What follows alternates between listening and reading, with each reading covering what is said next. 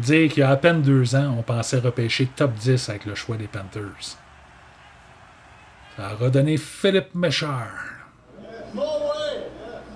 Oh yes, ouais. Non, mais imagine si les Panthers avaient gardé ce choix-là, puis aujourd'hui, c'est eux qui avaient Philippe Méchard. À quel point ce serait la même équipe. Mais justement, parlons-en de cette équipe-là. Quand on regarde la formation des Panthers, on se rend compte que même si on subit quelques pertes pendant l'entre-saison, c'est encore une formation qui est très solide. Là. Les principaux acteurs de leur conquête de la Coupe Stanley sont encore tous là.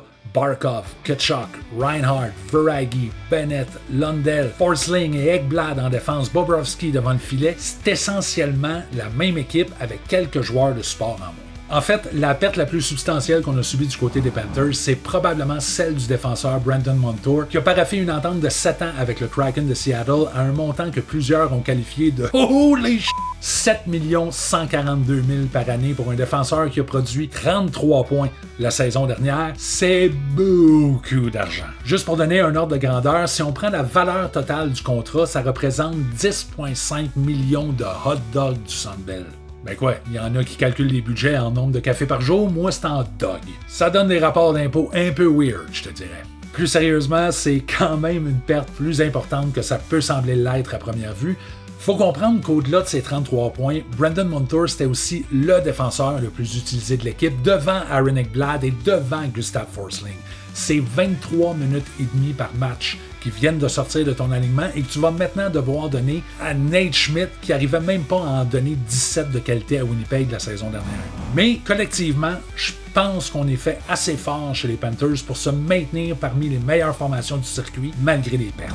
Évidemment, pour espérer se maintenir, ça va prendre des bonnes performances de Sergei Bobrovsky devant le filet parce qu'on l'a vu être capable du meilleur comme du pire depuis qu'il s'est joint aux Panthers. Très bonne saison l'année dernière avec une moyenne de 2,37, un pourcentage d'efficacité à 915. Mais en même temps, si on compare avec son auxiliaire Anthony Stolarz montrait des statistiques encore meilleures que celles de Bobrovsky avec une moyenne de 2,03 puis un pourcentage d'efficacité à 9,25 en 24 départs. Ce qui m'amène à parler de celui qui devrait normalement être l'auxiliaire à Sergei Bobrovsky cette année, Spencer Knight. On en a peu entendu parler depuis que les Panthers ont placé son nom sur le programme d'assistance aux joueurs en 2023, mais il est en effet revenu au jeu la saison dernière dans la Ligue américaine où il a enregistré 25 victoires, 14 défaites, 5 revers en surtemps avec une moyenne de 2,41 et un pourcentage d'efficacité de 905 en 45 rencontres.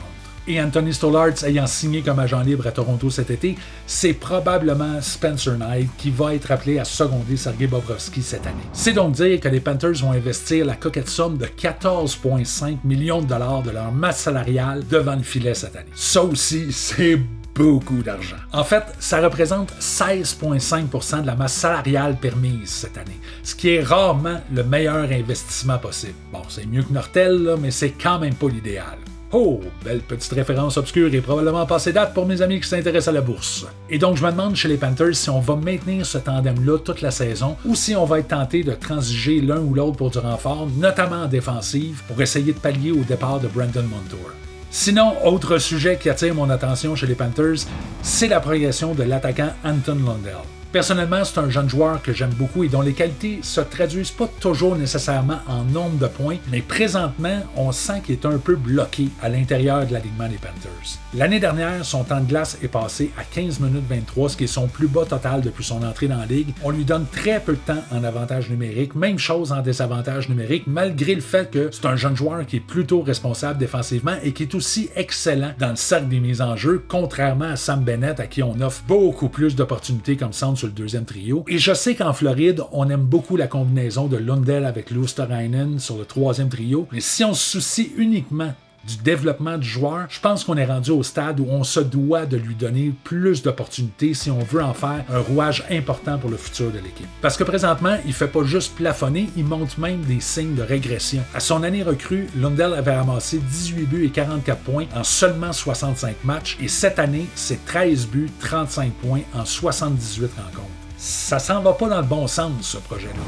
La combinaison du premier trio fonctionne beaucoup trop bien pour être démantelée, donc ce que j'aimerais voir personnellement, c'est Bennett être muté à l'aile sur le second trio avec Lundell comme pivot entre lui et Tkachuk. T'affaiblis probablement ton troisième trio en faisant ça, mais à mon avis, le développement d'Anton Lundell est prioritaire sur l'équilibre des trios à ce stade-ci.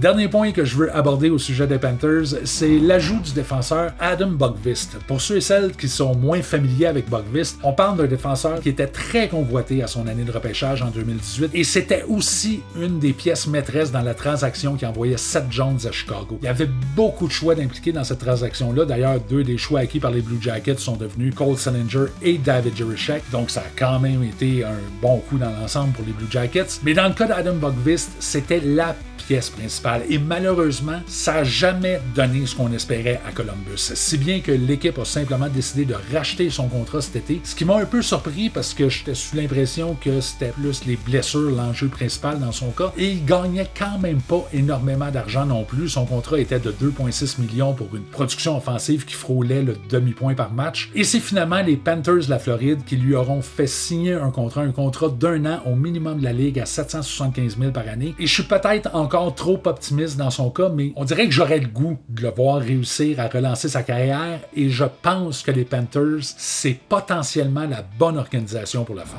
Parce que j'en ai parlé en début de capsule, il y a du temps de glace à combler du côté droit de la défensive chez les Panthers et présentement, le remplaçant officiel à Brandon Montour semble être Nate Schmidt, mais s'il peut demeurer en santé, j'écarterai pas la possibilité que Boqvist puisse venir brouiller les cartes à ce niveau-là. Mais comme je dis, c'est peut-être moi qui pèle encore des nuages dans son cas, mais je suis quand même curieux de vous entendre là-dessus. Sur Boqvist, sur les Panthers, ou même mon projet d'adopter les hot dogs du Centre Bell comme unité de mesure officielle. Faites-moi part de votre opinion au sujet de tout ça dans les commentaires, et pour ma part, allez m'acheter des saucisses puis du pain parce que je refuse de payer 5,50 pour un Christie de hot dog.